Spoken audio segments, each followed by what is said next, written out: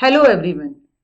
PKb REET 100 test series का test paper number 5 जो कि त्रिपुरा टेट 2016 में जो हुआ था उसके सीडीपी लेवल 1 के क्वेश्चंस है। एक प्रीवियस पेपर है, उसको हम डिस्कस करेंगे। तो चलिए शुरू करते हैं। पहला सवाल, सिफेलोकॉडल लॉ किस चीज से संबंधित है? अब सिफेलोकॉडल लॉ को हिंदी में कहते हैं महत्वपूर्ण। पहला सवाल, सिफेलोकॉडल लॉ यानी सिर पदभिमुख नियम, ये किस चीज से एसोसिएटेड है?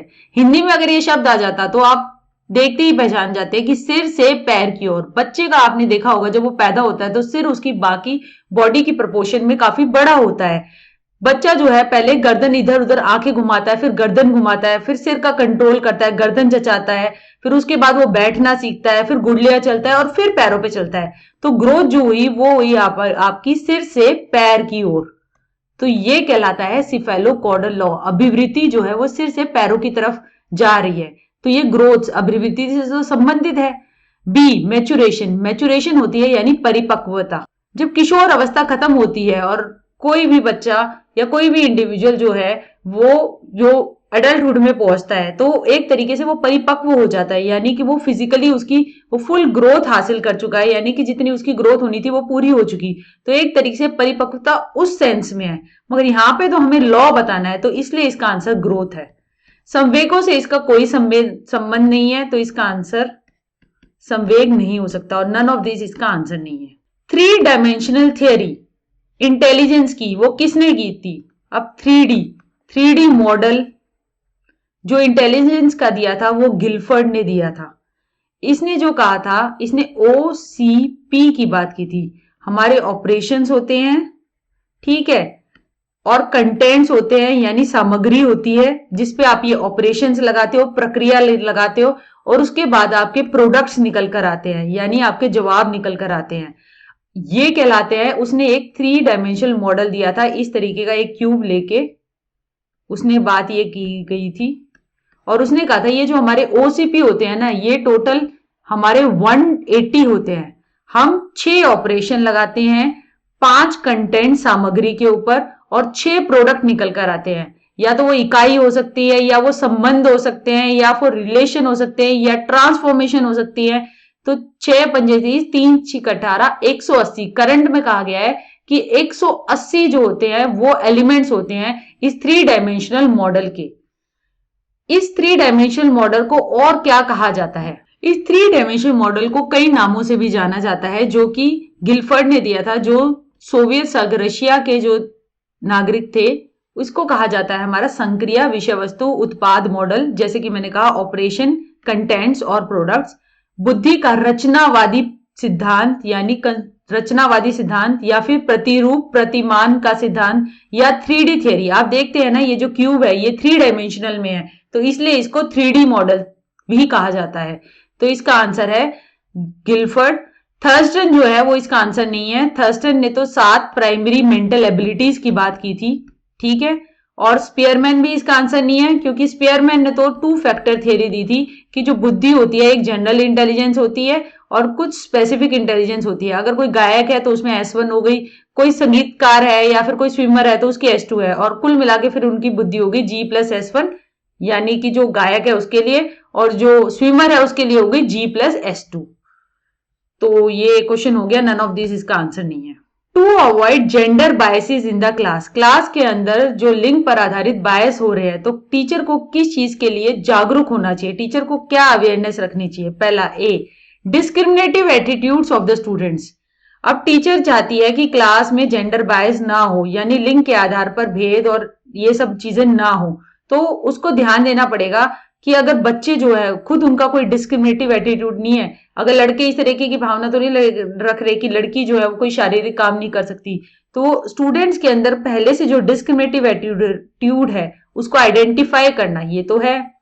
Stereotype attitude of the students, अगर स्टूडेंट्स के अंदर खुद स्टीरियोटिपिकल एटीट्यूड होगा, यानी कि लड़कियों को स्टीरियोटिपिकल एटीट्यूड होगा कि लड़के जो है वो तो नहीं करेंगे सुबह का काम, हम ही करेंगे, कुकिंग हमारा काम है, तुम्हारा काम नहीं है। तो इस तरीके की जो स्टीरियोटिपिकल, जो कि आप एक रोल के साथ एसोसिएट, जेंडर रोल के साथ एसोसिएट कर देते हो कि ये काम लड़कों का ही है, ये काम लड़कियों का ही है, उस तरीके से आप स्टीरियोटाइप्स बना देते हो, यानी कि एक ऐसी सोच जो कि बहुत ही संकीर्ण है। तो उससे जो है अगर स्टीरियोटिपिकल एटीट्यूड होगा तो उससे तो जेंडर बायस होगा। तो ये दोनों चीजों का अगर टीचर ध्यान रखेगी तो वो अवॉइड कर सकती है जेंडर बायस क्लासरूम के अंदर। तो दोनों ही ऑप्शन सही है, इसलिए इसका आंसर सी है। ये भी सही है, ये भी सही है, बोथ इसमें आ रहे हैं, तो सी इसका आंसर है। अब हमारा क्वेश्चन है question number 4। Embryonic stage of the development refers to the period of. अब हमारी प्री नेटल डेवलपमेंट होती है कि जब कंसीव करती है कोई लेडी और जब तक शिशु का जन्म होता है तो वो कहलाता है प्री नेटल। आप नाम याद रखिएगा, प्री यानी पहले, प्री प्री तो प्री से याद रखना। तो जैसे हम बोलते हैं pre primary school, primary school में आने से पहले जो स्कूल है प्री प्राइमरी, ठीक है। तो ऐसे प्री नेटल स्टेजेस है ये हमारी। प्री नेटल डेवलपमेंट के अंदर 3 स्टेजेस होती है। पहली होती है जर्मिनल या फिर ओवम या फिर बीजावस्था भी कह सकते हैं इसे हिंदी में, या डिंब अवस्था भी कहते हैं। ये 0 से लेके 2 सप्ताह तक होती है। इसके अंदर जो इतना सा एक जाइकोट होता है जो बीज के बराबर होता है, और फिर धीरे धीरे वो जब 2 सप्ताह खत्म होते हैं तो वो यूट्रस की वॉल से अटैच कर जाता है। और जब वो यूट्रस की वॉल से अटैच कर जाता है तो दूसरी स्टेज की शुरुआत हो जाती है, वो कहलाती है एम्ब्रियोनिक यानी भ्रूण अवस्था। ये चलती है 2 सप्ताह से लेकर 2 महीने तक। इसके अंदर जो होता है काफी बहुत सारे शरीर के आंतरिक अंग और बहुत सारी चीजें इसके अंदर बनती है, मगर आप टाइम पीरियड दे सकते हैं मेनली कि 2 सप्ताह से 2 महीने तक, ठीक है। और 1 महीने में 4 हफ्ते, तो 2 चौके 8 सप्ताह लगा लीजिए। इसके बाद आती है फीटल यानी गर्भस्थ शिशु अवस्था। ये चलती है 2 महीने से लेकर 9 महीने तक। तो अब हमें ये सीधा डायरेक्ट क्वेश्चन पूछा गया है कि एम्ब्रियोनिक स्टेज यानी कि नंबर 2 भ्रूण अवस्था वो कब से कब तक चलती है। वो चलती है 2 महीने से लेकर, वो 2 सप्ताह से लेकर 2 महीने तक। 2 है, देखो याद रखना, ठीक है। 2 सप्ताह है, फिर मंथ आ गया, फिर 2 महीने से, और 9 महीने का तो सबको याद ही रहता है, तो इसलिए ये हो गया 2 सप्ताह से 8 सप्ताह तक। इसका आंसर हो गया एम्ब्रियोनिक स्टेज भ्रूण अवस्था के अंदर। इसके अंदर काफी इंटरनल ऑर्गन्स भी डेवलप करने लग जाते हैं, बच्चे की हार्ट बीट वगैरह वो सारी चीजें इसके अंदर आने लग जाती है। तो ये काफी प्री नेटल डेवलपमेंट की ये 3 स्टेज है। यानी कि आप अगर देखेंगे एक पिक्चर भी अगर आप देखेंगे तो स्टार्टिंग में तो बिल्कुल ही बिंदु सा, और फिर एक इस तरीके का शेप लेने लग जाता है, मतलब भ्रूण पहचान में लग जाता है कि ये इंसान का बच्चा है। और फिर फीटस के अंदर तो बहुत ज्यादा उसकी ग्रोथ होती है, तो वो 3rd स्टेज है प्री नेटल डेवलपमेंट की।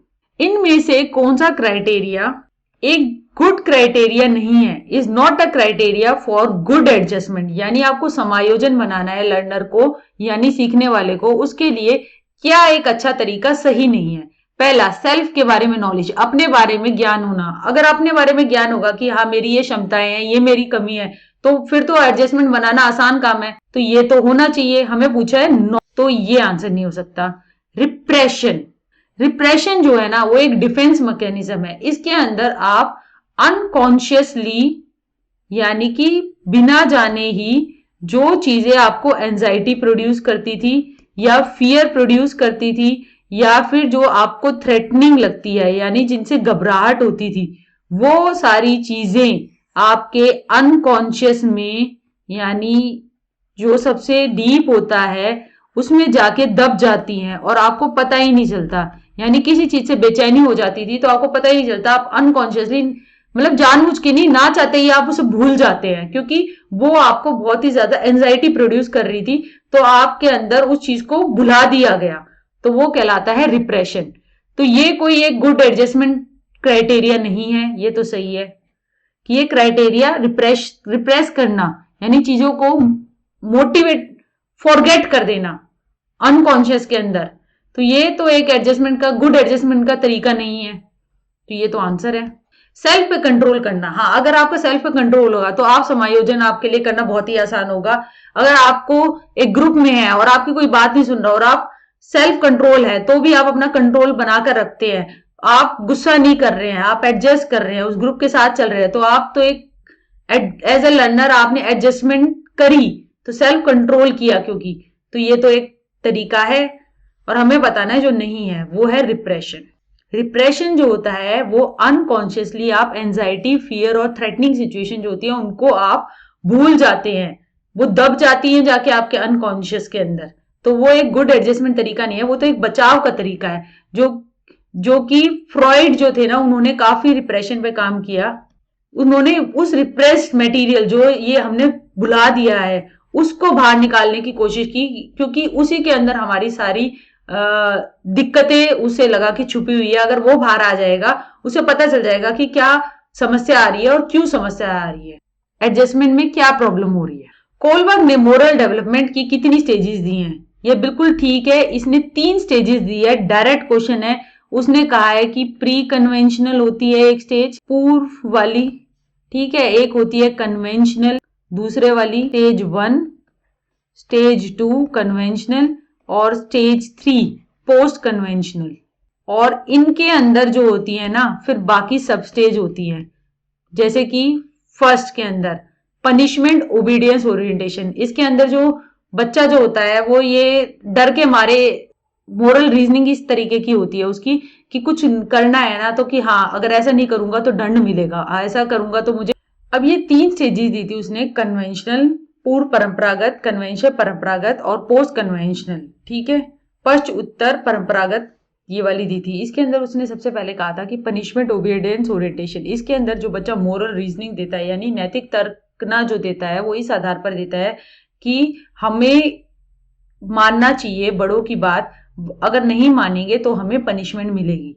दूसरी लेवल पे जब वो आ जाता है तो वो पर्सनल रिवॉर्ड की बात करता है कि if I scratch your back you will scratch my back, अगर तुम मुझे फायदा होगा तो तुम मुझे फायदा देगा तो मैं तेरी मदद करूंगा, वरना नहीं करूंगा। इस तरीके की उसकी मोरल रीजनिंग होती है। इसके बाद आती है good boy good girl orientation. बच्चा जो होता है वो गुड बॉय यानी कि वो ऐसे समाज से रिवॉर्ड्स और प्रेज चाहता है, तो इसलिए वो इस तरीके की रीजनिंग देता है कि हाँ ऐसा करना चाहिए क्योंकि आप गुड बॉय बने रहना चाहते हो, आप रिवॉर्ड चाहते हो। दूसरा इसके अंदर लॉ एंड ऑर्डर ओरिएंटेशन होती है। इसके अंदर बच्चा कहता है कि समाज में एक नियम है और उसको मानना चाहिए, अगर उसको तोड़ोगे तो ऐसे समाज कैसे चलेगा, ऐसे तो सारे के क्योर्स हो जाएगा, सारे के समाज चलाना बहुत ही मुश्किल हो जाएगा। तो ये आ गया हमारा स्टेज 2 की सब स्टेज 2। अब स्टेज 3 के अंदर पोस्ट कन्वेंशन मोरालिटी होती है, जिसके अंदर सोशल कॉन्ट्रैक्ट की बात होती है। उसके अंदर कोई अगर नियम बना हुआ है तो उस नियम में सुधार की आवश्यकता है क्या, उन चीजों पे चर्चा की जाती है और मतलब नियमों में बदलाव हो सकता है और इन सारी चीजों की बात की जाती है। और यूनिवर्सल एथिकल प्रिंसिपल, इसमें इंटरनेशनल ब्रदरहुड, अपनी जान को बिल्कुल जोखिम पे रखकर अगर किसी और की मदद करना और उस तरीके की रीजनिंग देना, तो वो सब universal ethical principle, universal manhood यानी कि सब विश्व स्तर पर भाई, ऐसी सारी बातें और रीजनिंग जो है वो स्टेज 3 की लेवल 2 पे की जाती है। और जरूरी नहीं है कि सभी जो है लेवल 2 तक पहुंच, स्टेज 3 के लेवल 2 तक पहुंचे। ये बात जो है ये कोलबर्ग ने कही थी कि लोग यहां तक एंड तक पहुंचे, इस स्टेज तक, वो जरूरी नहीं है। तो 3 स्टेजेस होती है वो मैंने बता दी, प्री कन्वेंशनल, कन्वेंशनल और पोस्ट कन्वेंशनल, और उनके नीचे हर कोई इसी के अंदर 2-2 सब स्टेजेस। एक क्लासरूम सिचुएशन के अंदर total number of blind students कितने होने चाहिए? भाई इसका आंसर 10 से 12 है और मुझे इसकी कोई अच्छी एक्सप्लेनेशन तो नहीं मिली। अगर आपको किसी कोई रूल वगैरह इस पे मिले तो प्लीज मुझे भेजिएगा। ये इन्होंने एग्जाम में डाल रखा था और आंसर ये था, तो मैं आपको एज ए इंफॉर्मेशन ही ये आपको बता देती हूँ। इसका आंसर 10 to 12 है। एज द चाइल्ड ग्रोज, जैसे जैसे बच्चा बढ़ता है तो वो क्या डेवलप करता है? नई नीड, उसको नई जरूरतें आने लग जाती है। एक छोटा बच्चा है, उसको आज मोबाइल की जरूरत नहीं है, मगर धीरे धीरे आज की डेट में कोरोना हो गया तो पहले जो बच्चा स्कूल जा रहा था 5वीं का भी, तो उसे मोबाइल पे की ज्यादा जरूरत नहीं थी, उसका काम चल रहा था। मगर न्यू सर्कमस्टांस आए, कोरोना हो गया, घर पे बैठ के पढ़ना है, तो न्यू नीड आई, मोबाइल की जरूरत हुई। जैसे जैसे बच्चा बढ़ा वो डेवलप कर रहा है नई नीड्स को, तो इसका आंसर है न्यू नीड्स। डिसइंटरेस्ट यानी किसी चीज में इंटरेस्ट पैदा ना करना, तो ये तो गलत है। बच्चा तो बाय नेचर ही काफी क्यूरियस होता है, यानी चीजों को जानने के लिए उत्सुक होता है। अनविलिंगनेस, किसी चीज को ना जानना, ये तो गलत है। बच्चा तो विश्व के बारे में जानना चाहता है, नई नई चीजों को देखना चाहता है, क्यूरियस होता है। The process by which the energies of the instinctive nature, यानी जो इंस्टिंक्ट पे आधारित नेचर है, जो हमारा इड है, वो यूटिलाइज होती है on higher plane of action, यानी इड की जितनी भी एनर्जी है उसको चैनलाइज कर दिया और उसको पॉजिटिव कंस्ट्रक्टिव वे में यूज कर लिया, तो वो क्या कहलाता है भाई? वो कहलाता है सब्लिमेशन। ये एक ही डिफेंस मैकेनिज्म है जो कि कंस्ट्रक्टिव नेचर का है, यानी कि जो जमा करने वाला है, मतलब एक पॉजिटिव तरीके का है। जैसे कि इसके अंदर अगर क्लास में बहुत ही कोई बच्चा शोर मचाता है, शरारती है, तो टीचर ने क्या किया है, वो बाय इंस्टिंक्ट जो है वो काफी ऐसा है कि शोर मचाया जा रहा है, उसी को क्या किया, मॉनिटर बना दिया। अब उसको मॉनिटर बना दिया तो वो क्या करेगा, उसकी जो जितनी भी एनर्जी थी इड की, शोर मचाने की या शरारत करने की, वो चैनलाइज हो गई कंस्ट्रक्टिव वे में। अब वो खुद ऐसा देखेगा कि और कोई शोर ना मचाए, तो ये कहलाता है सब्लिमेशन। तो सब्लिमेशन को हिंदी में कहा जाता है शोधन, मार्गांतीकरण, उदातीकरण। तो ये highly developed positive constructive defence mechanism है, क्योंकि इसके अंदर जो इड की इंस्ट्रक्टिव बाय नेचर जो आदतें हैं, जैसे गुस्सा करना वगैरह, जैसे कि कोई बहुत ही ज्यादा गुस्सा आए तो फिर वो क्या करने लगता है, वो उस टाइम डांस करने लग जाता है। तो डांस करने लग गया तो उसने अपनी सारी एनर्जी जो थी उसको, जैसे वो तोड़फोड़ करना चाहता तो उसको वो कंस्ट्रक्टिव वे में वो डांस के थ्रू वो अपने इमोशंस को एक्सप्रेस करने लग गया, तो ये कहलाता है सब्लिमेशन। रिग्रेशन, रिग्रेशन ए, रिग्रेस करना। रिग्रेस करने का मतलब ये है कि आप जो है, आप जिस स्टेज पे हो, आप जिस अवस्था में हो, उससे आप पीछे की और अवस्थाओं की तरह बिहेव कर रहे हो। जैसे कि एक छोटा बच्चा है 6-7 साल का और उसके नया भाई बहन हुआ है, तो वो क्या करता है, जेलसी में कि उसकी ओर कोई ध्यान नहीं दे रहा, तो वो बिल्कुल ही छोटे बच्चे की तरह बिहेव करने लग जाता है, रोने पीटने लग जाता है ध्यान आकर्षित करने के लिए। तो आप प्रतिगमन कर रहे हो, आप रिग्रेस कर रहे हो, आप पीछे की ओर जा रहे हो। जैसे कि एक आपने बड़े बुजुर्गों का एक एग्जाम्पल है कि वो कई बार अपनी जवानी के किस्से सुनाने लग जाते हैं, तो वो उस चीज को जी रहे हैं दोबारा, उस रिग्रेस करते हुए। तो ये कहलाता है रिग्रेशन, यानी कि प्रतिगमन, पीछे जाकर पीछे वाली व्यवस्थाओं की बात करना और उस जैसा बिहेव करने की कोशिश करना, तो वो है रिग्रेशन। रिप्रेस करना यानी दमन करना। दमन करने से आपका मतलब ये है, जैसे मैंने अभी पिछले वाले क्वेश्चन का आंसर था कि आपने क्या किया, अनकॉन्शियसली, ना चाहते हुए भी, आपको मतलब पता नहीं, आप ध्यान नहीं दे रहे, तो भी आप उन चीजों को जो कि आपको एंजाइटी प्रोड्यूस कर रही थी, टेंशन प्रोड्यूस कर रही थी, जो कि आप जिन चीजों से शर्मिंदा थे, जो चीजें आपको भावनात्मक रूप से बहुत ज्यादा झिझोड़ती थी, तो आप चाहते ना चाहते आप उन्हें भूल चुके हैं, वो आपके अनकॉन्शियस में जाके दब गई हैं और आपको पता भी नहीं है, तो वो कहलाता है रिप्रेशन, दमन करना। इसके और ये दोनों चीजें, रिग्रेशन और रिप्रेशन, ये जो है ये नेगेटिव नेचर की हैं, जबकि हमारा सब्लिमेशन यानी चैनलाइज कर देना, वो एक पॉजिटिव कंस्ट्रक्टिव हाईली डेवलप्ड एक हमारा डिफेंस मैकेनिज्म है। तो इसका आंसर है sublimation, D, none of this इसका आंसर नहीं। The period of abstract thinking यानी अमूर्त चिंतन, जो कि स्टार्ट होता है 15 साल पे, वो पियाजे की कौन सी स्टेज में आता है? बिल्कुल डायरेक्ट क्वेश्चन है, स्टेज 4 पे आता है, पीरियड ऑफ फॉर्मल ऑपरेशन, औपचारिक संक्रियात्मक। ठीक है, इनफॉर्मल ऑपरेशन नाम की तो कोई स्टेज ही नहीं होती, ये स्टेज 4 है। ठीक है, कंक्रीट ऑपरेशन, मूर्त संक्रियात्मक, ये स्टेज 3 होती है, इसमें एब्स्ट्रैक्ट थिंकिंग नहीं आती, इसमें तो कॉन्क्रीट थिंकिंग होती है, यानी चीजों पे आधारित, जो सामने दिख रहा है, मूर्त है, उस पे आधारित। हमें अमूर्त वाली बतानी है, वो हमारी स्टेज 4 में होती है, तो इसका आंसर है C. Grade acceleration method is generally followed for, यानी एक क्लास स्किप करवा के दूसरी क्लास में भेज देना। तो अब ये किसके साथ होगा? जिसने उस क्लास का सारा कंटेंट पूरा कर लिया है, जल्दी कर लिया है। तो सोच के देखें तो वो कैसा बच्चा कौन सा होगा? जो कि गिफ्टेड होगा, जो कि सारा उसको सिलेबस कुछ भी नहीं लगेगा। जैसे कई बार ऐसा नहीं होता था कि एक क्लास प्रमोट करके जो ज्यादा इंटेलिजेंट होते थे उनसे कहा कि अरे इसे नर्सरी कराने की जरूरत नहीं है, इसे सीधा पहली में करवा दो, इसको ये सारी चीजें आती हैं। वो टीचर उसे गिफ्टेड समझती थी, तो वो ग्रेड एक्सिलरेट कर दिया, यानी कि एक ग्रेड जिसमें वो पढ़ रहा है उसको स्किप करके आगे वाली में पहुंचा देना, क्योंकि उस ग्रेड का जितना कंटेंट समान है वो उसे आता है और उसने जल्दी पूरा कर लिया है। तो ये कहलाता है गिफ्टेड चिल्ड्रन के साथ किया जाता है। मेंटल रिटार्डेशन के साथ तो, रिटार्डेड चिल्ड्रन के साथ तो ग्रेड एक्सिलरेशन क्या, ग्रेड का ही काम नहीं हो पाता, मुश्किल से होता है। फिजिकली हैंडीकैप, हैंडीकैप गलत है भाई ये शब्द, हैंडीकैप शब्द कहीं पर भी आए तो मत यूज करना। फिजिकली चैलेंज यूज कर सकते हैं। हैंडीकैप एक नेगेटिव कोनोटेशन का शब्द है, ये नहीं यूज करना चाहिए। इसका आंसर है सी, गिफ्टेड, जिनका आईक्यू होता है वो 140 एंड अबव होता है। मेंटल रिटार्डेशन यानी मानसिक रूप से जो रिटार्डेशन है वो एक कंडीशन कब स्टार्ट होती है? भाई ये जन्मजात भी होती है, तो ये जो है ये इन ऑप्शंस में देखा जाए तो एनी टाइम, कभी पर भी ऐसा नहीं है कि शुरू हो जाए। 18 साल कोई ऐसा नहीं है कि आप वोट देने लग गए हो 18 से, फिर ऐसे ही 18 के बाद मेंटल रिटार्डेशन स्टार्ट होगी, ऐसा नहीं है। नन ऑफ दिस इसका आंसर नहीं है। बिलो 18 ईयर्स यानी इसकी आइडेंटिफिकेशन जो होती है वो बिलो 18 ईयर्स में हो जाती है।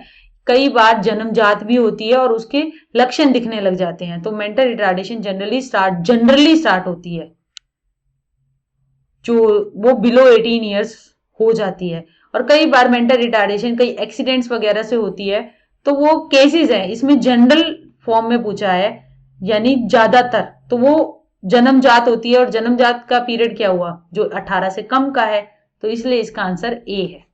इस क्वेश्चन का आंसर बच्चों आंसर की में गलत दे रखा है। इस क्वेश्चन का आंसर बी है, डाइवर्जेंट थिंकिंग है। सृजनात्मकता का संबंध जो है वो डाइवर्जेंट थिंकिंग से है, यानी एक चीज के बहु उपयोग, नए नए उपयोग, एक फ्लेक्सिबल सोच, चीजों को अलग अलग ढंग से, अलग अलग सोच, अलग अलग तरीके से देख पाने की जो चिंतन इसमें इन्वॉल्व होता है ना, वो होता है हमारा डाइवर्जेंट थिंकिंग। ठीक है, जिसको अपसारी चिंतन कहा जाता है। कन्वर्जेंट थिंकिंग, अभिसारी चिंतन, इसमें नहीं होता। अभिसारी चिंतन के अंदर तो बहुत सारे फैक्ट्स दे रखे होते हैं, ठीक है, उससे आप एक कंक्लूजन निकाल रहे हो, चीजों को मिलाकर जोड़कर एक कंक्लूजन निकालना, वो कहलाता है कन्वर्जेंट थिंकिंग। क्रिएटिविटी में ये नहीं होता। क्रिएटिविटी डाइवर्जेंट अपसारी चिंतन से रिलेटेड है, तो इसका आंसर बी है। आंसर की में इसका आंसर गलत था।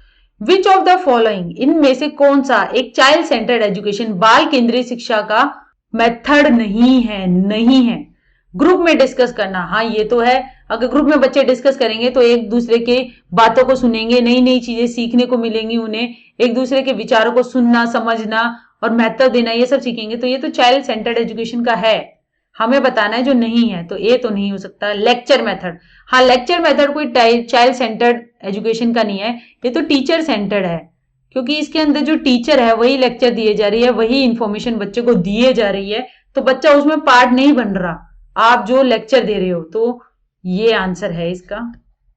रोल प्ले करना, हाँ रोल प्ले के अंदर जैसे ड्रामा हो गए, इन सब के अंदर तो बच्चा एक्टिविटी में भाग ले रहा है, तो ये तो चाइल्ड बाल केंद्रित है, बच्चे उसमें पार्ट ले रहे हैं, उस एक्टर जैसा बिहेव कर रहे हैं और एक स्टेज शो या कुछ भी कर रहे हैं, तो रोल प्लेइंग के अंदर तो बच्चा पार्ट है लर्निंग का। लेक्चर के अंदर सिर्फ टीचर सेंटर्ड है, टीचर मेन रोल है। रोल प्ले के अंदर ये चाइल्ड सेंटर्ड है ये टेक्निक, और हमें बताना है जो नहीं है, इसलिए इसका आंसर बी है। स्टूडेंट्स जो कि एनरोल होते हैं एक इंक्लूसिव क्लासरूम सिचुएशन में, यानी एक समावेशी कक्षा की सिचुएशन में जो होते हैं वो कौन से होते हैं? डिसेबल्ड स्टूडेंट, यानी कि जो फिजिकली चैलेंज हो गए, या फिर मेंटली रिटार्डेड हो गए, या हियरिंग इंपेयर्ड है, जिनको श्रवण शक्ति में दिक्कत है, या विजुअली इंपेयर्ड है, इस तरीके के डिसेबल्ड स्टूडेंट्स होते हैं। हाँ जी होते हैं। एबल स्टूडेंट यानी कि नॉर्मल स्टूडेंट्स, तो वो होते हैं। एबल्ड तो वो भी होते हैं, तो दोनों ही होते हैं, इसलिए इसका आंसर ये है। क्योंकि समावेशी शिक्षा का मतलब है एक ही क्लासरूम के अंदर सभी बच्चों को एक साथ पढ़ाना, और इसके अंदर इसका मेन ये इस कॉन्सेप्ट से लेके बनी गई, क्योंकि अल्टीमेटली सभी को एक ही समाज में रहना है और उसी समाज का पार्ट जाकर बनना है। तो डिसेबल्ड स्टूडेंट्स के लिए स्पेशल स्कूल्स बनाने की कोई जरूरत नहीं है, उनको नॉर्मल क्लासरूम सिचुएशन में ही पढ़ाओ। हाँ उनके लिए एक टीचर, स्पेशल एजुकेशन टीचर की रिक्रूटमेंट कर दो, जो इनको अलग से जिस जिस चीजों में दिक्कत आ रही है और क्या इमोशनली, फिजिकली या फिर करिकुलम वाइज आ रही है, तो उन चीजों को वो केटर कर ले। ये प्रैक्टिकल भी है, बहुत सारे ऐसे, अब ये बच्चे इनकी संख्या होती तो है मगर ऐसे ये डाइवर्सली लोकेटेड होते हैं, यानी अलग अलग जगहों पे होती है। उनके लिए सरकार बहुत सारे अलग अलग जगह पे स्कूल तो नहीं बना सकती। अगर नॉर्मल स्कूल के अंदर ही उन्हें कंडीशंस प्रोवाइड कर दी जाए और टीचर का रिक्रूटमेंट हो जाए, तो ये बच्चे भी लर्निंग का पार्ट बन पाएंगे। कई बार स्कूल ना होने की वजह से, स्पेशल स्कूल ना होने की वजह से भी ऐसे डिसेबल स्टूडेंट्स एजुकेशन, शिक्षा नहीं मिल पाती उनको, और अगर नॉर्मल स्कूल में ही मिलने लगेगी तो वो भी एक एजुकेशन का, शिक्षा को ग्रहण कर पाएंगे। तो इस सोच पे ये बना गया था, तो इसका आंसर सी है। डाउन सिंड्रोम जनरली किससे एसोसिएटेड है? भाई डाउन सिंड्रोम जो है ना वो मेंटल रिटार्डेशन से आधारित है, यानी मानसिक रूप से जो रिटार्डेशन होती है उससे आधारित होती है। इसे ट्राइसोमी 21 भी कहते हैं। इसके अंदर क्या होता है, एक ह्यूमन होता है ना, उसके अंदर कोई भी इंसान हो गया, उसके अंदर 46 क्रोमोसोम होते हैं, वो यानी कि 23 पेयर्स में होते हैं, वो 23 गुणा 2, यानी हर उसके अंदर 2 गुणसूत्र होते हैं इस तरीके से। अब जो 21वां पेयर है ना, उसके अंदर 2 गुणसूत्र ना होकर 3 गुणसूत्र हो जाते हैं। तो यहां पे जो 21वें पेयर में 3 गुणसूत्र हो जाते हैं, इसके कारण डाउन सिंड्रोम की मेंटल रिटार्डेशन हो जाती है। मंगोलियन सिंड्रोम भी इसे कहा जाता है।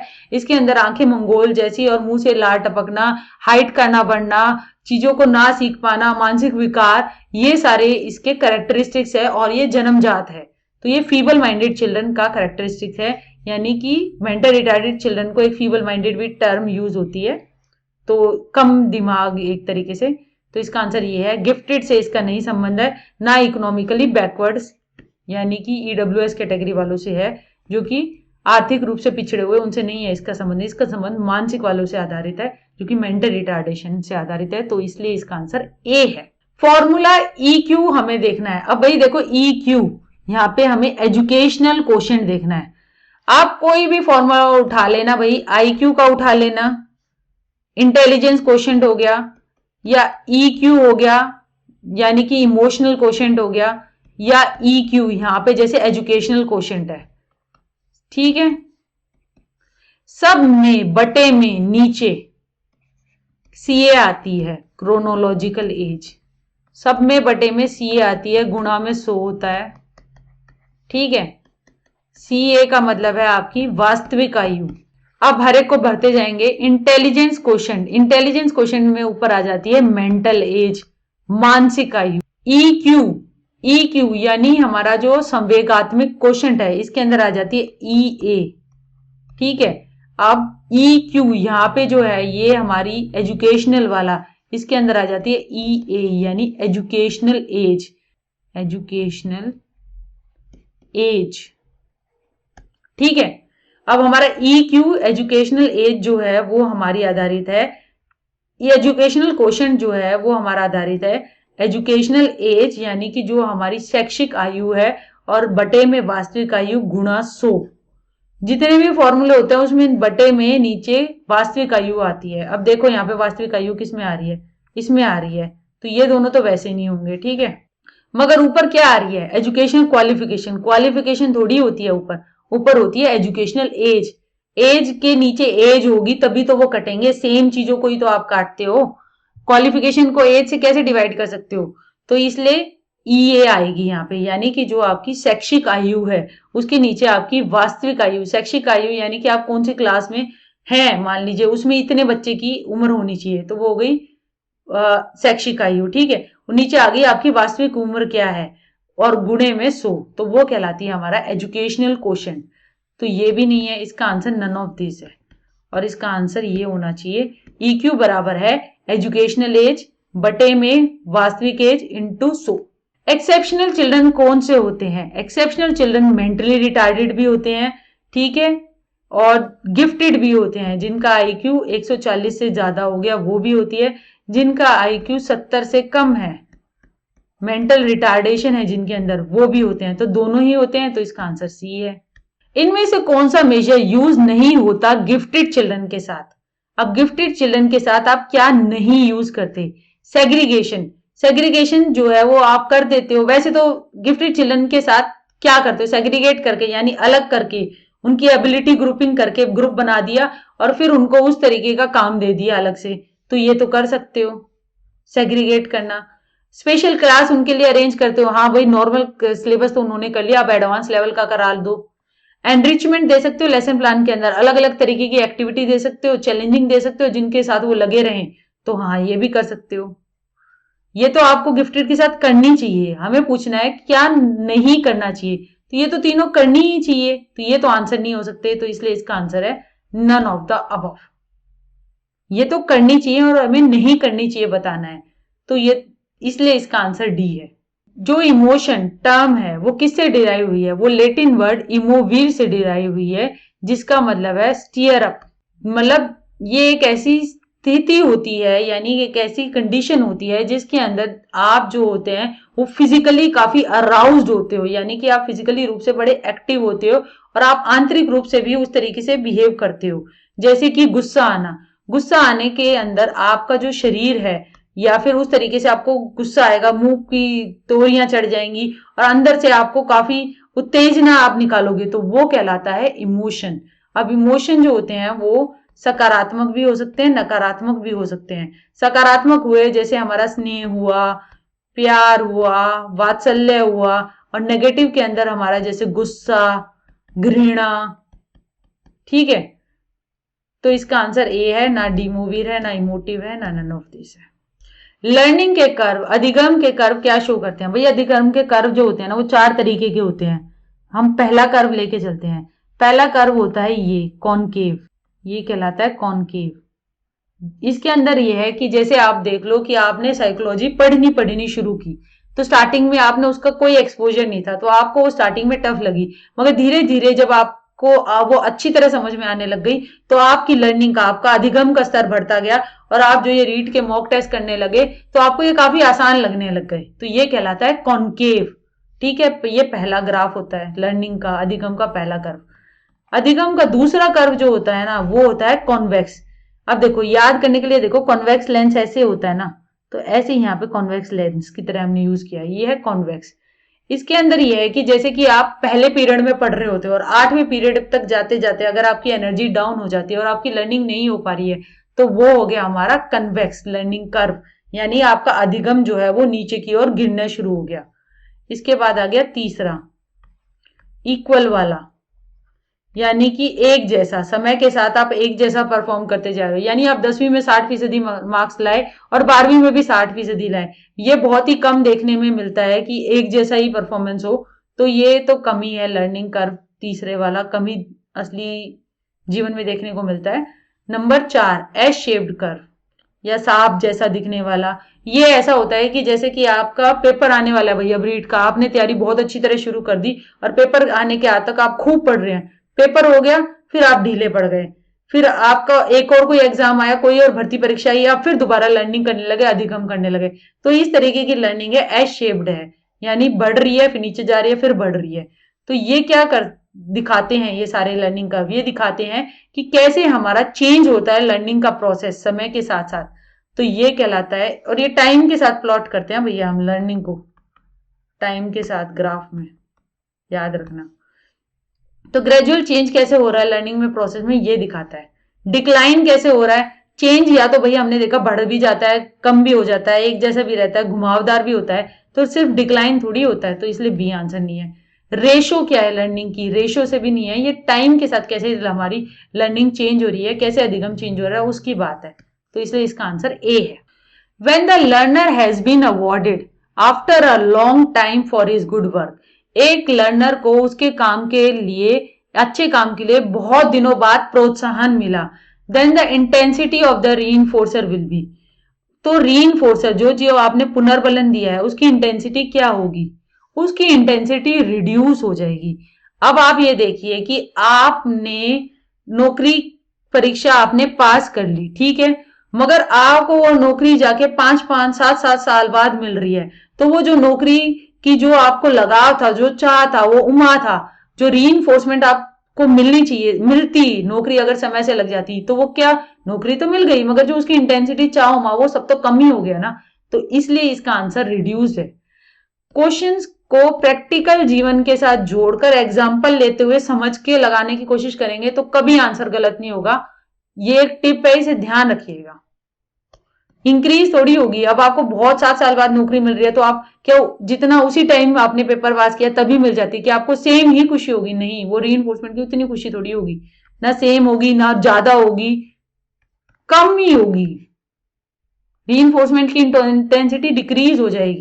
Which of the following is not acceptable in classroom teaching, classroom teaching के अंदर क्या एक्सेप्टेबल नहीं है, कक्षा शिक्षण में क्या एक्सेप्टेबल नहीं है। आइडेंटिफाई करना रीइंफोर्सर्स को, रीइंफोर्सर्स यानी पुनर्बलन बुलक को आइडेंटिफाई करना, यानी कि मेडल स्टार्स वगैरह इनको आइडेंटिफाई करना, इनको यूज करना, ये तो टीचर यूज करती है, ये तो एक्सेप्टेबल है। हमें बताना है क्या एक्सेप्टेबल नहीं है। रेंडर करना पनिशमेंट जब नेसेसरी, बच्चों को जब देखो जब दंड देना जब जरूरी हो। भाई दंड तो देना ही नहीं है, दंड तो कभी जरूरी होता ही नहीं है। दंड जहां लिख कर आ जाए वो वाले तो आंसरों को थोड़ा देखकर जल्दी ही काट दो, क्योंकि दंड जो है वो आउटडेटेड कॉन्सेप्ट है। आज की डेट में बच्चे को दंड नहीं दे सकते, सरकार ने भी इसके लिए नियम बना रखे हैं। तो दंड आउटडेटेड कॉन्सेप्ट इसमें दे रखा है कि बच्चों को दंड दो, तो यही हमारा आंसर हो गया। क्योंकि हमें बताना है कि ये कक्षा शिक्षण में क्या एक्सेप्टेबल नहीं है, क्या मान्य नहीं है, तो वो दंड देना मान्य नहीं है। एनकरेज करना स्पॉन्टेनियस लर्निंग, एकदम से होने वाली लर्निंग को, स्पॉन्टेनियस लर्निंग को एनकरेज करना। हाँ, आप देख रहे हो बच्चा जो है वो कुछ माप रहा है, मापते मापते आपने उसको उसकी हाइट पे मापने लगा दिया, तो कोई और लर्निंग पे शिफ्ट कर दिया, तो यानी आपने उस सिचुएशन को यूज किया एक नया अधिगम कराने के लिए, तो उसको तो एनकरेज करना चाहिए। क्योंकि इस तरीके का अधिगम जो जोड़ कर किया जाता है वो ज्यादा लंबे तरीके तक बच्चा याद रखता है और उसको मदद भी वो करता है, तो ये तो करवाना चाहिए, इसलिए ये इसका आंसर नहीं है। डी भी इसका आंसर नहीं है। In case of learning, learning के आधार पर इनसाइट की, अंतर्दृष्टि की बात किसने की थी? अंतर्दृष्टि, सूझ का सिद्धांत, ये सब जो थे ये गेस्टाल्ट वादियों ने की थी, जो कि जर्मन थे। तो साइको एनालिस्ट जो कि फ्रॉइड वगैरह थे, उन्होंने इसकी बात नहीं की थी। मनोविश्लेषणात्मक जो थे, बिहेवियरिस्ट, व्यवहारवादी, उन्होंने भी अंतर्दृष्टि की बात नहीं की थी। स्ट्रक्चरलिस्ट जो कि विल्हेम वुंड ने जो थे, और टिकनर जो थे, जिन्होंने दिमाग के स्ट्रक्चर यानी कि कैसा होता है, तो कैसे पार्ट्स होते हैं, उनकी बात की थी, वो भी नहीं थी। इंसाइट का, सूझ का सिद्धांत जो था वो तो गेस्टाल्ट वादियों ने दिया था, वो ऑप्शन में नहीं है, तो इसका आंसर नन ऑफ द। एक क्लासरूम सिचुएशन के अंदर emotion fear of the learner is, हमें बच्चे के अंदर डर का जो इमोशन है उसको क्या करना चाहिए? बढ़ावा देना चाहिए। डर का इमोशन अपने आप में क्या है? एक्सिलरेटर है, यानी कि चीजों को, लर्निंग को बढ़ाता है, एक्सिलरेट करता है, इंक्रीज करता है। नहीं भाई, ये तो नहीं करता। इनहिबिट करता है, यस, इनहिबिटर है, रोकता है। डर होगा तो बच्चा अपने को एक्सप्रेस नहीं कर पाएगा, और एक्सप्रेस नहीं कर पाएगा तो उसके अधिगम पे भी उसका फर्क पड़ेगा। तो डर जो है वो एक इनहिबिटर है, यानी कि रोक लगा रहा है वो लर्निंग पे। इंपॉर्टेंट नहीं है, नहीं नहीं, इंपॉर्टेंट है, उसको आइडेंटिफाई करो, टीचर एज ए टीचर उसको रिमूव करो, बच्चे को सिखाओ। बच्चा डरता है तो डर को दूर करना काम है हमारा, तो इंपॉर्टेंट तो है। अगर कोई डर रहा है तो उसको आइडेंटिफाई करके उस तरीके की रेमेडी देना, तो इसलिए इसका आंसर बी है। यह एक अच्छा क्वेश्चन है, देखिए। मिड डे मील स्कीम जो कि स्कूल में लगाई गई है, यानी कि जो खाना मिलता है बच्चों को, वो क्या मोटिव फुलफिल कर रही है? वो मोटिव फुलफिल कर रही है फिजियोलॉजिकल, यानी जो शारीरिक नीड्स होती हैं, रोटी, कपड़ा और मकान, तो वो रोटी की नीड है ना, उसको फुलफिल करती है। क्योंकि जब तक बच्चा फुल पेट खाना उसका भरा होगा, तभी तो वो शिक्षा के ले पाएगा, तभी तो वो अधिगम कर पाएगा। अगर उसकी फिजियोलॉजिकली नीड पूरी नहीं होगी, उसको भूख लगी होगी, तो उसका ध्यान कैसे पढ़ाई में लग पाएगा? तो उसको ध्यान में रखते हुए मिड डे मील स्कीम चलाई गई कि पोषण दिया जाए, उनकी शारीरिक जरूरत है फिजियोलॉजी को रोटी की, तो उसको पूरा किया जाए। तो ये इसलिए इसका आंसर ए है। सिक्योरिटी, खाने का सिक्योरिटी से क्या रिलेशन है? नहीं है। सेल्फ रिस्पेक्ट, आत्मसम्मान से नहीं, कोई रिलेशन नहीं है। फिजियोलॉजी, संरचना से रिलेटेड है, तो इसलिए आंसर ए है। Which of the following is a widely used approach of counselling, counselling की इनमें से कौन सी सबसे ज्यादा अप्रोच यूज की जाती है? भाई वो कॉग्निटिव है, यहाँ पे CBT है, एरॉन ए बैक, इस नाम के आदमी ने हमारा कॉग्निटिव थेरेपी पर बहुत ज्यादा काम किया है। CBT जो थी ना, उसके अंदर ये है कि आप जो है वो अपने कॉग्निशन हो, आपको संज्ञान हो आपके बिहेवियर का, और फिर जो है आप उस तरीके से एक्ट करो। जैसे कि अगर किसी को संज्ञान है उसकी इरेशनल थॉट्स का, यानी कि उसकी जो गलत धारणाएं हैं, तो फिर वो उन चीजों को एक्ट करेगा। तो ये एक्शन ओरिएंटेड है। इसके अंदर जो कॉग्निशन यानी संज्ञान लो अपने बिहेवियर का, अपनी थॉट्स का, और उसके बाद अगर उनमें कुछ कमी है तो उनको सुधारो। अगर कोई जनरलाइज बोलता है कि जनरलाइज बिहेवियर रखता है कि जैसे कि मैं तो हुई ऐसी, मतलब मैं इसके अंदर हम जो है वो हम थिंक करते हैं मोर रैशनली, यानी कि और ज्यादा रैशनल तर्क से और लॉजिक से सोचने लग जाते हैं, अपने विचारों को विखंड करके देखने लग जाते हैं। सीबीटी की थेरेपी के अंदर अगर कोई सोच रहा है कि सारी कमी मेरे ही अंदर है, तो अगर उसका विचार कैसे बना, बोला ये पेपर भी मुझसे क्वालिफाई होना, ये भी मुझसे नहीं हो रहा, तो ऐसा लगता है सारी कमी मेरे ही अंदर है। तो उसकी ये जो थॉट है ना, इसको सुधारना है। इसको सुधारने के लिए क्या करोगे, तो उसे रैशनली सोच कर करवाएंगे कि क्या तुम्हारे प्रयत्नों में कमी थी, लॉजिकली आर्ग्यू करेंगे, क्या उस पेपर वाले दिन तुम गए थे तो क्या तुम रास्ते में लेट हो गए थे, या इस तरीके से उसके जो एक्शन ओरिएंटेड उसके थॉट्स को चेंज करेंगे। और फिर थॉट्स में चेंज आएगा तो उसका बिहेवियर में भी चेंज आएगा, यानी कि वो पर्पसफुली मेहनत करने लगेगा। मेहनत करने लगेगा तो क्या पता उसका फिर सिलेक्शन हो जाए। तो कॉग्निशन में, थॉट्स में चेंज करना, ये एक्शन ओरिएंटेड है। ठीक है, इसके पीछे अनकॉन्शियस में छिपे कारण, इन सारी चीजों की बात नहीं हो रही, सिर्फ थॉट की। अगर विचार बदलते, एक विचार ही सब कुछ है, इसके लिए है कि विचारों में चेंज होगा तो वो बिहेवियर में चेंज होगा। तो ये एक वाइडली एक्सेप्टेड यूज की जा रही है। कोनेटिव बिहेवियर अप्रोच तो कोई होती नहीं है। इलेक्ट्रो कन्वोल्यूसिव थेरेपी के अंदर जो है वो सर पे वो लगाकर इलेक्ट्रिक शॉक्स वगैरह दिए जाते थे, तो ये तो पुरानी बात है। और ये तो काफी साइकोलॉजिकली रूप से कोई डिप्रेस्ड होता है, या फिर कोई उसे को बहुत ही ज्यादा साइकोपैथोलॉजिकल प्रॉब्लम होती है, तो उसको दी जाती है। ये वाइडली यूज की बात आ रही है ना, यानी कि विचारों को बदलना, वो सीबीटी है। गाइडेंस और काउंसलिंग, ये दोनों टर्म, इनका मतलब डिफरेंट होता है भाई। सीधा देखिए, एक होती है जी गाइडेंस और एक होती है सी काउंसलिंग।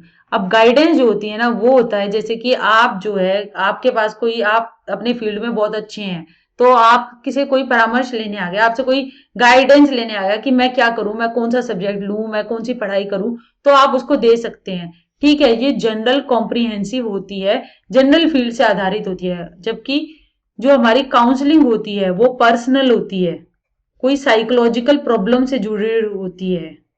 और इसको देने के लिए काउंसलर होता है जिसने इस चीज में डिप्लोमा किया होता है, उसके पास लाइसेंस होता है देने का। ऐसा नहीं है कि आप बोलो मैं तेरी काउंसलिंग कर रहा हूं, तो ये बड़ी जनरल भाषा में हम टर्म यूज करते हैं, जबकि ये गलत है। काउंसलिंग जो होती है वो पर्टिकुलरली इसके सेशंस होते हैं, उसकी स्टार्टिंग होती है, उसके सेशन चलते हैं, और उसके बाद जो इंसान होता है मेन, फिर काउंसलिंग का एंड किया जाता है, उसकी जो प्रॉब्लम होती है उसको आइडेंटिफाई किया जाता है और उस पर काम किया जाता है। सीधा डायरेक्ट जवाब नहीं दिया जाता काउंसलर के द्वारा कि ऐसे कर ले ऐसा हो जाएगा, क्योंकि वो अपनी चीज थोपता नहीं है।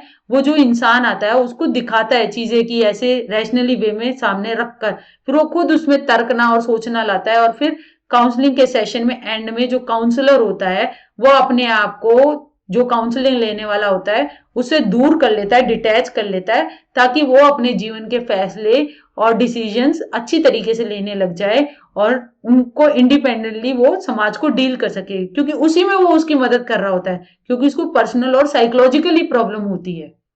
गाइडेंस परामर्श, वो ये हेल्थ का गाइडेंस या फिर एजुकेशनल गाइडेंस, ये सब जनरल टर्म में है, जो कि उस फील्ड में ज्यादा पढ़े होते हैं, तो आप उनसे राय ले सकते हैं। वो गाइडेंस है, राय। ठीक है, तो इनका मीनिंग डिफरेंट होता है, ये याद रखिएगा। इनमें से कौन सी को एक बच्चों की राइट नहीं माना गया है? आरटीई, राइट टू एजुकेशन, ये तो बच्चों को शिक्षा का अधिकार है, ये तो माना ही गया है। और नहीं माना गया, किसे नहीं माना गया? बच्चे की सारी डिमांडों को फुलफिल करना। हाँ भाई, ये कोई राइट नहीं है। बच्चा तो पता नहीं कहेगा मुझे एरोप्लेन ला दो, तो एरोप्लेन कहाँ से ला देंगे? तो ये कोई बच्चे की राय नहीं है, बच्चे राइट नहीं है, बच्चे का कोई अधिकार नहीं है। राइट ऑफ सिक्योरिटी, हाँ बच्चे की राइट है सिक्योरिटी की, कि हम उसे अच्छा पर्यावरण दें। तो मगर हमें आंसर वो बताना है कि कौन सी नहीं है, तो इसलिए है right of fulfilling all demands, बच्चे की सारी मांगों को पूरा करना। सिक्योरिटी है बच्चे को देंगे तो सिक्योर इन्वायरमेंट, यानी कि परिवेश सही हो, लड़ाई झगड़ा ना हो, मतलब एक स्वस्थ इन्वायरमेंट बच्चे को देना, ये तो एक राइट है। नन ऑफ दिस इसका आंसर नहीं है। द टाइप ऑफ काउंसलिंग, ऐसी काउंसलिंग जो कि आप क्लासरूम सिचुएशन में देते हो, तो वो कौन सी है? क्लासरूम सिचुएशन के अंदर आप जो है वो ग्रुप गाइडेंस देते हो। इन्होंने भी यहाँ पे टर्म काउंसलिंग क्यों यूज किया है? ग्रुप गाइडेंस होती है यहाँ पे। आप ग्रुप में बच्चे बैठे हैं तो आप उन्हें गाइड कर रहे हो, ठीक है, एक जनरल बात को लेकर आप उनको सभी को एक साथ बता रहे हो, तो इसका ये सी आंसर आना चाहिए। कम्युनिटी यानी कि किसी कम्युनिटी को लेकर तो आप नहीं कर रहे, और क्लास के अंदर कर रहे हो तो एक इंडिविजुअल को लेकर भी नहीं कर रहे, तो इसलिए बी भी आंसर नहीं है, इसलिए इसका आंसर सी है। So thank you very much. ये हमारा एग्जाम पेपर हो गया है, ये टेस्ट नंबर 5 है। ऐसे ही हम नए नए टेस्ट लाते रहेंगे, आप जुड़े रहिए। कोई क्वेश्चन अगर आपको ढंग से नहीं समझ में आया और उसकी और एक्सप्लेनेशन चाहते हैं तो प्लीज मुझे कमेंट बॉक्स में कमेंट कीजिए, और पढ़ते रहिए, आगे बढ़ते रहिए। ये इस एग्जाम की आंसर की है, और इसका एक जवाब गलत था, वो मैंने आपको बता ही दिया था कि क्रिएटिविटी जो है वो डाइवर्जेंट थिंकिंग से आधारित है, वो आप यहाँ पे ठीक कर लीजिएगा। Thank you very much.